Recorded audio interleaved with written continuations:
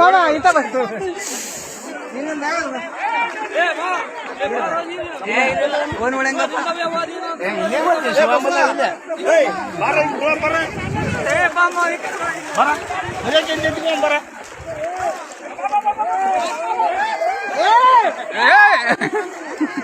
ನಲ್ಗ ಬಾ